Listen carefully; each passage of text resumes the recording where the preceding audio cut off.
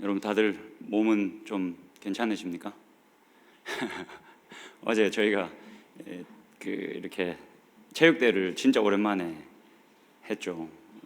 한 40명 정도 저희가 모였던 것 같은데 체육대회 이런 행사를 진짜 코로나 이후로 정말 오랜만에 하는 것 같습니다. 그래서 어제 지나치게 제가 너무 행복해하지 않았나 싶기도 하고 지나치게 즐거워하지 않았나 싶기도 하고 그랬습니다. 어제 집에 갔는데 와 진짜 몸이 녹아내리더라고요. 몸이 녹아내리고 분명히 몸을 썼는데 목은 왜 이렇게 아픈 건지 오늘 설교를 할 수 있을까 사실 걱정이 너무너무 많이 됐습니다. 여러분 좀 어떻게 몸은 괜찮으십니까? 뭐 여기저기서 집에 가서 뻗었다라는 얘기를 많이 들었습니다. 그러니 오늘 정신을 바짝 차리셔야 됩니다. 여러분도 피곤하시겠지만 저도 진짜 겁나 피곤합니다 지금. 그래서 여러분들이 말씀을 듣다가 졸면 오늘은 저도 같이 졸아버릴 수 있습니다. 그러니 정신 바짝 차리시고 같이 말씀을 나눌 수 있으면 좋겠습니다. 우리 그러니 정신을 바짝 차리고 같이 말씀을 듣자라는 의미로 옆 사람 보면서 이렇게 인사하고 시작합시다. 정신 차리십시오. 정신 바짝 차리십시오. 마가복음 8장입니다, 여러분. 저희가 약간 내용을 좀 스킵했습니다. 예수님이 떡 7개를 가지고 4,000명을 먹이셨습니다. 우리가 지지난주부터 좀 살펴보고 있는데 예수님이 이방인들이 거하고 있는 지역으로 가셨습니다. 그래서 먼저는 두로에 가셔서 그 지도 사진 한번 띄워주시겠습니까? 두로에 가셔가지고 거기서 이렇게 스로보니게 여인을 만나셨습니다. 그러니까 갈릴리 원래 이제 가버나움 갈릴리 호수의 서쪽 편에 있는 이 가버나움에서 예수님이 주로 사역을 하셨죠. 근데 그러시다가 위쪽 북쪽에 있는 두로로 올라가셨습니다. 올라가셔서 스로보니게 여인을 만나셨죠. 그래서 그의 딸이 귀신 들려 있었는데 그 여인을 고쳐 주셨습니다. 그래서 예수님이 두로와 그 더 위쪽으로 시돈까지 가셨다가 쭉 이렇게 둘러서 지금 대가볼리 지경이라고 지금 적혀 있는 저쪽으로 이제 가셨습니다. 저쪽으로 가셔서 지난주였죠. 우리 기먹고 말 어눌하게 된 사람을 고치시는 일이 이 갈릴리 동편에서 있었습니다. 그리고는 이 갈릴리 동편에서 또 많은 사람들이 모였고 그 많이 모여 있는 그 사람들을 예수님이 먹이셨습니다. 그래서 예수님이 많은 군중들이 모였을 때 그들을 먹이시는 이야기가 총 2번 나옵니다.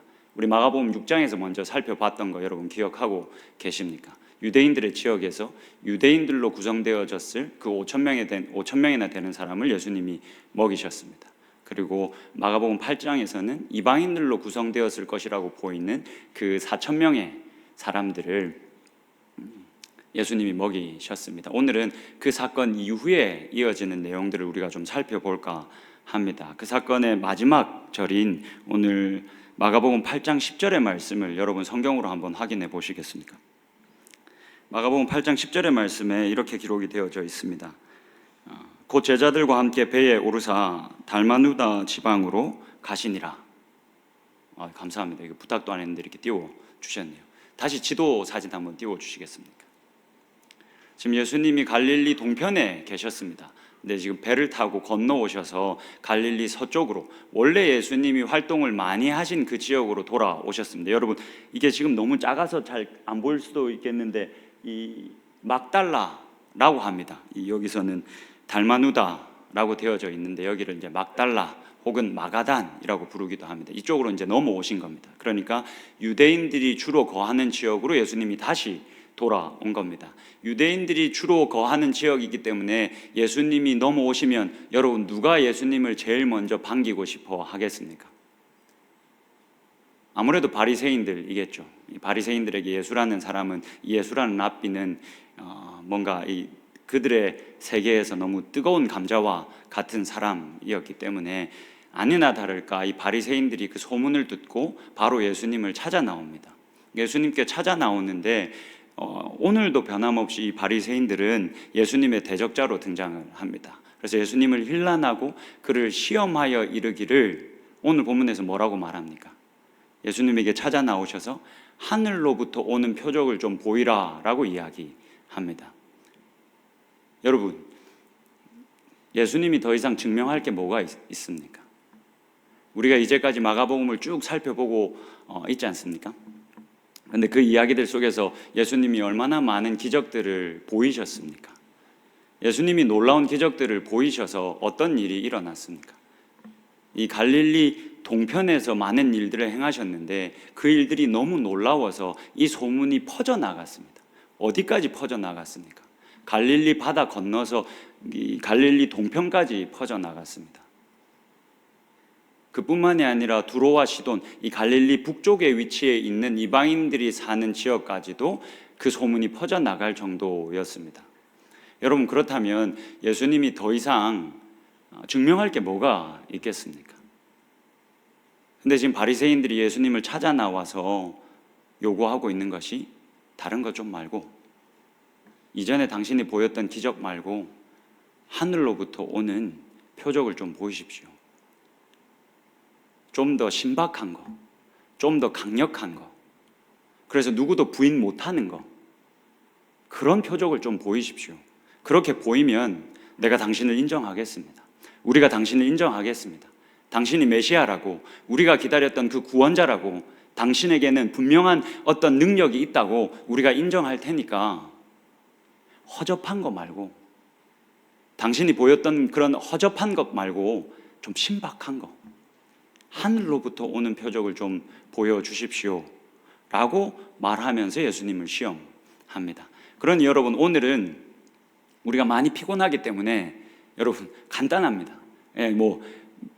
머리를 많이 쓰실 필요도 없습니다. 딱 두 가지만 우리가 알면 됩니다. 지금 바리새인들이 부정하고 있는 예수님이 먼저 보이셨던 기적들은 무엇이었을까?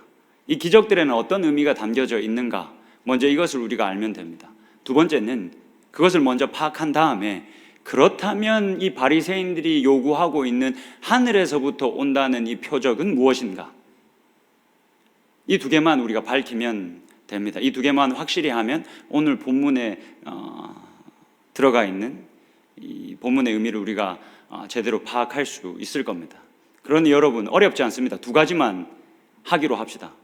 예수님이 먼저 보이셨던 기적들은 무엇인가? 어떤 의미가 있는가? 그리고 지금 바리새인들이 요구하고 있는 하늘로부터 오는 이 표적은 도대체 무엇인가? 이것만 우리가 같이 살펴보면 좋겠습니다. 여러분, 바리새인들이 지금 부정하고 있는 예수님이 이전에 보이셨던 기적들은 어떤 의미를 가지고 있습니까? 예수님이 이전에 어떤 기적들을 보이셨습니까? 여러 가지 기적들을 보이셨는데 좀 요약을 해보면 크게 세 가지로 나눠서 요약을 해볼 수 있겠다 싶습니다. 첫 번째는 말씀을 한번 띄워봐 주시겠습니까? 첫 번째는 예수님이 이곳저곳을 찾아다니시면서 병든 자들을 고치셨습니다. 마가복음 1장에 잘 기록되어져 있습니다. 한 나병 환자가 예수께 와서 꿇어 엎드려 간구하여 이르되 원하시면 저를 깨끗하게 하실 수 있습니다. 그랬더니 예수께서 그를 불쌍히 여기사 손을 내밀어서 그에게 대시며 그를 깨끗게 하셨다.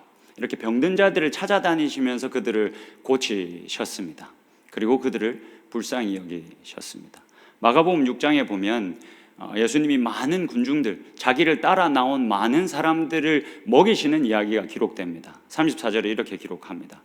예수께서 나오사 큰 무리를 보시고 그 목자 없는 양 같음으로 인하여 불쌍히 여기사 이에 여러 가지로 가르치시더라. 여러 가지로 가르치셨을 뿐만이 아니라 뭐 하셨습니까? 그들을 먹이셨습니다. 떡 5개와 물고기 2마리로 그것을 축사하셔서 이들을 다 먹이셨습니다.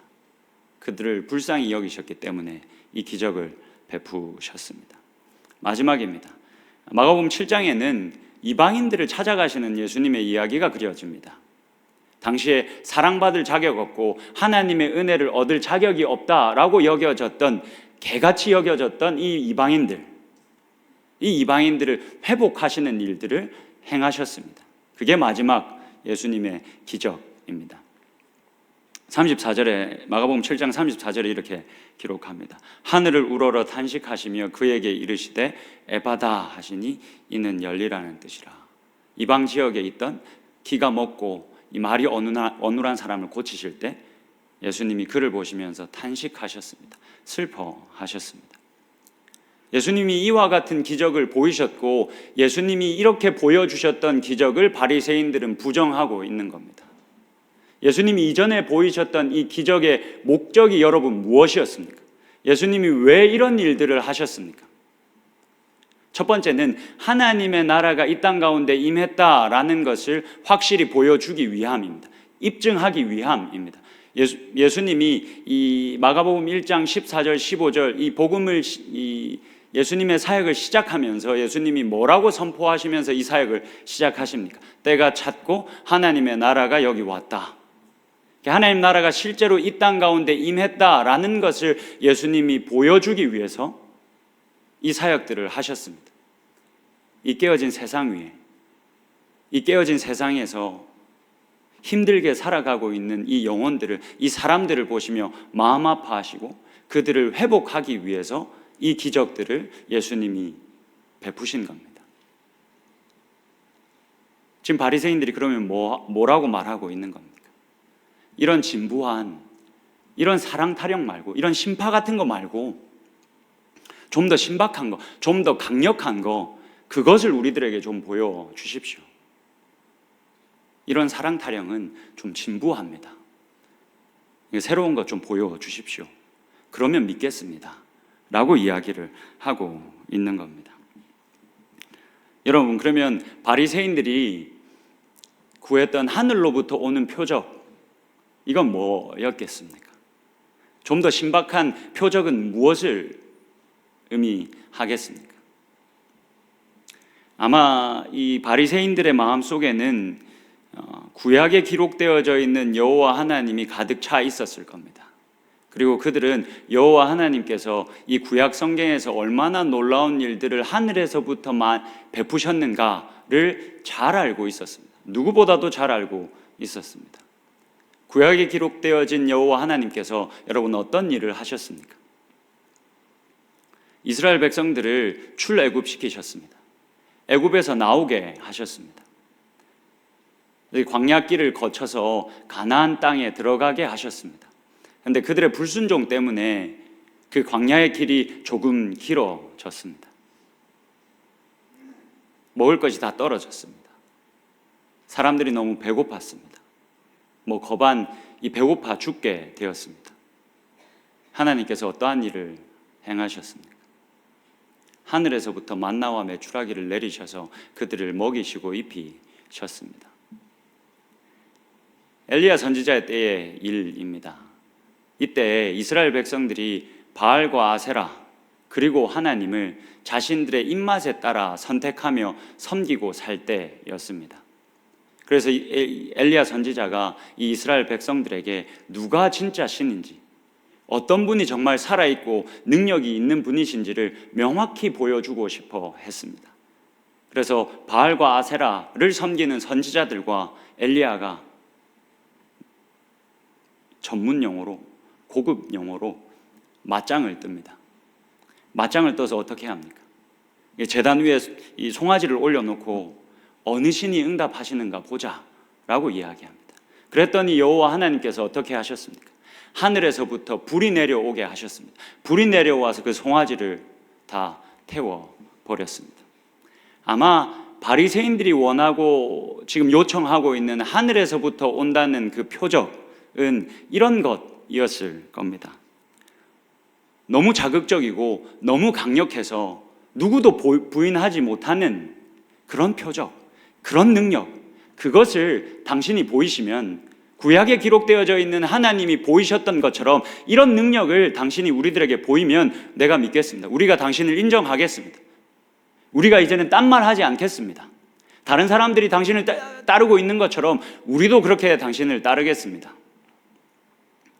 한번 이런 거 보여보십시오 라고 이야기를 하고 있는 겁니다. 히브리어로 하면 이렇게 너무 강력해서 빼도 박도 못하고 인정할 수밖에 없는 이런 표적을 보이라고 하는 거죠. 히브리어로 하면 빼박이라고 하는데 안 웃길 줄 알았습니다. 네, 이거 안 웃길 줄 알았습니다. 그래서 지금 얘기하면서도 할까 말까 고민하다가 너무 조용한 것 같아서 이렇게 계속 가다가는 나도 졸리겠다 싶어서 해본 겁니다. 참 인색하네요. 같이 고생했는데. 네. 근데 여러분, 우리가 잘 알고 있는 것처럼 예수님에게 이렇게 할 능력이 없었습니까? 만약에 여러분 이렇게 한번 생각 한번 해보죠. 바리새인들이 우리에게 찾아와서 이렇게 묻는다라고 생각 한번 해보십시오. 당신이 믿고 있는, 당신이 구원자라고 하는 예수 그리스도에게 이런 놀라운 능력이 있습니까? 정말 하늘로부터 오는 표적을 보일 만한 능력이 당신이 구원자라고 말하는 예수에게 있습니까? 라고 묻는다라고 한번 가정을 해봅시다. 여러분들에게 물으면 여러분들 뭐라고 답해야 합니까? 여러분 뭐라고 답할 수 있습니까? 만약 바리새인들이 우리들에게 그렇게 물으면 여러분들 뭐라고 답할 수 있습니까? 여러분 뭐라고 답해야겠습니까? 마가복음을 좀 보십시오 라고 답해야 되지 않겠습니까? 마가복음 잘 보면 됩니다 라고 답할 수 있다는 말입니다. 여러분 한번 저 말씀을 한번 띄워봐 주시겠습니까? 우리가 같이 살펴봤었던 말씀입니다. 여러분 마가복음 4장에 어떤 말씀이 기록되어져 있습니까? 예수님이 제자들과 함께 이 갈릴리 호수를 건너가십니다. 근데 광풍을 만나서 그 배가 뒤집어지게 생겼습니다. 근데 그때 예수님이 뭐 하고 계셨습니까? 배 고물에서 베개 베고 자고 계셨습니다. 제자들이 막 너무 두려워서 예수님을 흔들어 깨웠습니다. 그래서 예수님이 뭐 하셨습니까? 일어나셔서 바다를 꾸짖으셨습니다. 꾸짖어서 그 바다를 잠잠하게 하셨습니다. 시편 107편에 이렇게 기록되어져 있습니다. 여호와 하나님은, 너희가 섬기는 이 여호와 하나님은, 구약의 그 하나님은 광풍을 고요하게 하사 물결도 잔잔하게 하시는도다. 그 다음 슬라이드 한번 보여주시겠습니까? 마가복음 6장에는 어떤 이야기가 기록됩니까? 예수님이 기도하러 산에 올라가시면서 제자들에게 먼저 이 갈릴리 바다를 건너가라 하십니다.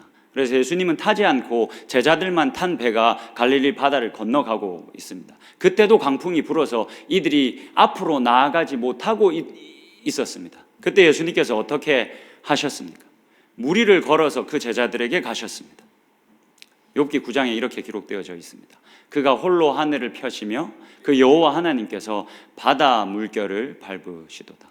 마가복음의 저자가 우리들에게 왜 이런 사건을 우리들에게 전달하면서 이 구약 성경에 능통했을 이 1차 독자들이 이 구약 성경의 말씀을 떠올릴 수밖에 없는 표현들을 곳곳에 넣어 놓았을까요? 어떤 메시지를 전달하고 싶었을까요? 우리가 보고 그의 말씀을 들은 이 예수 그리스도가 하나님이시다. 그 구약에 기록되어져 있는 능력 많으신 그 여호와 하나님이 이 예수 그리스도이시다라는 메시지를 전달하고 있는 겁니다. 그리고 예수님이 사역하시면서 사역하는 내내 계속 뭐라고 하셨냐면 아버지 하나님께서 모든 권세와 능력을 나에게 주셨다라고 이야기하셨습니다. 여러분, 예수님이 이 지금 바리새인들이 구하고 있는 하늘로부터 온다는 이 표적을 사실 내리실 수 있었습니다. 보여줄 수 있었습니다. 그게 이미 마가복음 4장과 6장 그리고 이 앞에 있는 이야기들로 인해서 증명이 되었지 않습니까? 근데 오늘 본문으로 돌아가서 다시 한 번 더 보십시오. 이런 요구에 예수님이 어떻게 반응하는지 좀 집중해서 주의해서 우리가 보면 좋겠습니다. 12절을 보실까요? 여러분들이 한번 12절을 읽어 주시겠습니까? 같이 12절을 읽겠습니다. 시작.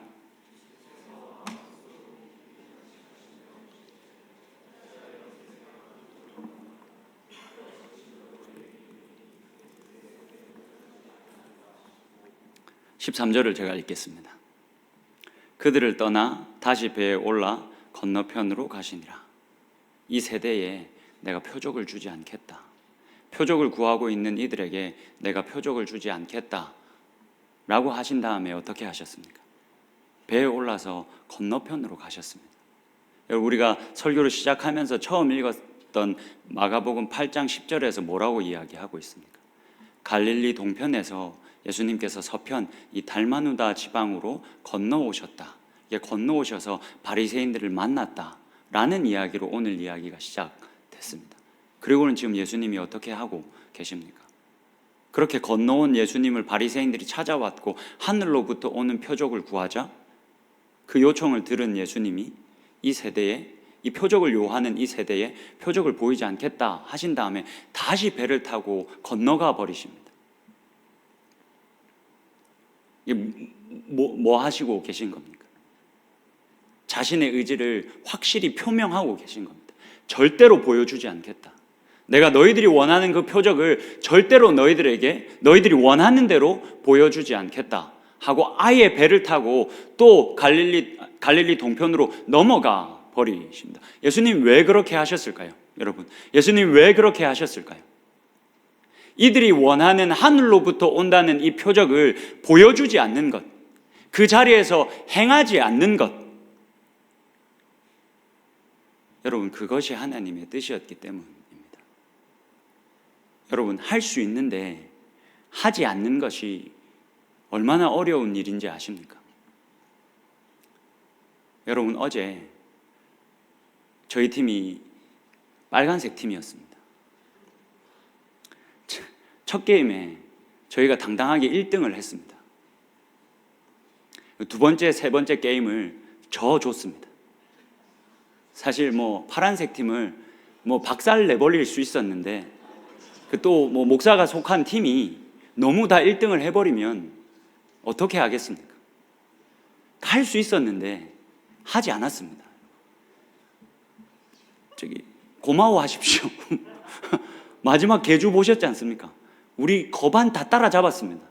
근데 우리가 다 마지막까지 가서 다 따라잡으면 또 목사가 속한 팀이 1등이다, 이거 주작이다, 이런 말이 여러분들의 입에 분명히 나올 거기 때문에 제가 성우한테 얘기했습니다. 적당히 뛰어. 물론 다 마치고 하지 않는데 할 줄 아는데, 할 수 있는데 하지 않는 것이 얼마나 힘든 일인지 아십니까? 여러분, 예수님이 그러셨습니다. 왜냐하면 그때 예수님이 하지 않는 게 하나님의 뜻이었거든요. 마태복음 이 이야기의 평행 본문인 마태복음을 살펴보면 예수님이 하늘에서부터 오는 표적을 구하는 바리새인들에게 이와 같이 이야기합니다. 여러분 한번 보시겠습니까? 동일한 평행 본문입니다. 잘 한번 보십시오. 바리새인과 사두개인들이 와서 예수를 시험하여 하늘로부터 오는 표적 보이기를 청하니 예수께서 대답하여 이르시되 너희가 저녁에 하늘이 붉으면 날이 좋겠다 하고 아침에 하늘이 붉고 흐리면 오늘은 날이 굳겠다 하나니 너희가 날씨는 분별할 줄 알면서 시대의 표적은 분별할 수 없느냐? 무엇이 진짜 표적이고 무엇이 진짜 강력한 표적이고 무엇이 진짜 신박한 표적인지 너희가 그것은 분별하지 못하느냐? 너희 정말 이것은 분별하지 못하느냐? 라고 말씀하신 다음에 4절을 보십시오. 악하고 음란한 세대가 표적을 구하나 요나의 표적 밖에는 보여줄 표적이 내가 없다 하시고 그들을 떠나셨다. 여러분, 하나님께서 요나 선지자를 부르셨습니다. 니느웨로 가라 하셨습니다. 니느웨는 아수르라는 이 이스라엘 백성들의 원수와도 같던 나라의 중심에 있던 지역이었습니다. 그러니까 원수 같은 사람들에게 가서 회개를 선포하고 그들을 전도하라라고 하셨습니다. 요나 선지자가 어떻게 했습니까? 싫다 했습니다. 내가 왜 갑니까? 왜 내가 저 개 같은 사람들에게 가야 됩니까? 회개할 자격도 없고 은혜 받을 자격도 없는 사람들에게 내가 왜 가야 됩니까? 하고 정확히 반대 방향으로 가버립니다. 다시스로 가버립니다. 그러다가 바다에 빠집니다. 그리고는 고기 뱃속에서 3일을 보내다가 거기서부터 건짐을 받습니다. 결국에는 니느웨로 갑니다. 가서 회개의 메시지를 선포합니다. 아니나 다를까 이 니느웨 사람들이 그 회개 선포에 반응을 해버립니다. 회개하고 이들이 하나님 앞에 서버리는 겁니다. 요나가 그게 너무 싫었습니다. 너무 짜증났습니다. 그래서 하나님께 뭐라고 말합니까? 내 이럴 줄 알았습니다. 내 이럴 줄 알았습니다. 내가 이렇게 회개를 선포하면 하나님은 인애가 많고 자비가 많으셔서 이들을 용서하시고 이들을 다시 자기 백성으로 만드시고 이들에게 은혜 주실 걸 내가 알고 있었습니다. 그래서 내가 가기 싫었습니다. 그래서 내가 안 간다고 하지 않았습니까? 라고 불평했습니다. 여러분, 여기 요나보다 더 큰 이가 있습니다. 누구입니까? 예수 그리스도입니다. 예수 그리스도가 십자가를 지셨습니다. 왜 십자가를 지셨습니까? 어떻게 십자가를 지셨습니까? 자기 몸에 침을 뱉고 자기의 뺨을 후려치는 사람들을 위해서 십자가를 지셨습니다. 3년을 동고동락했는데 결국에는 예수를 팔아먹고 배신한 사람들을 위해서 예수는 십자가를 지셨습니다.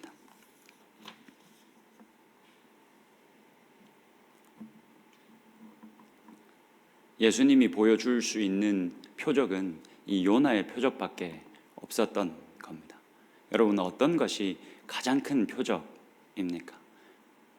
무엇이 우리가 믿지 않는 사람들에게 보여줘야 할 가장 큰 능력이겠습니까? 우리가 믿지 않는 사람들에게 어떤 표적과 어떤 능력을 주님 우리가 보여줘야 되겠습니까? 라고 물으면 하나님이 뭐라고 답하실 것 같습니까? 내가 하늘 문을 열어서 너를 얼마나 축복했는지, 내가 하늘 문을 열어서 내가 너를 얼마나 높은 자리에 오르게 했는지, 내가 얼마나 대단한 능력으로 네 안에 있던 그 질병을 어떤 방식으로 고쳤는지,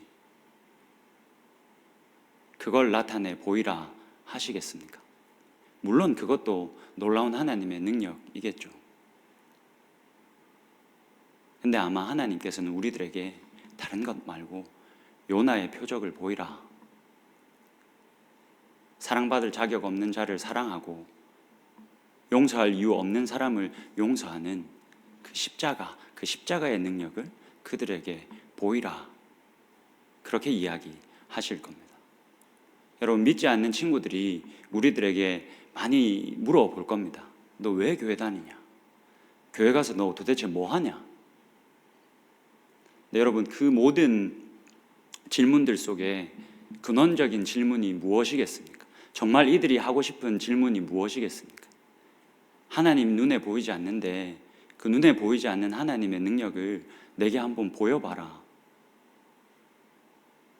그러면 네가 허튼 짓 하고 있지 않다는 걸 내가 알 수 있겠다. 그게 여러분 믿지 않는 사람들이 가지고 있는 근원적인 질문이지 않겠습니까? 근데 그것을 에둘러서 너 왜 교회 왜 가냐?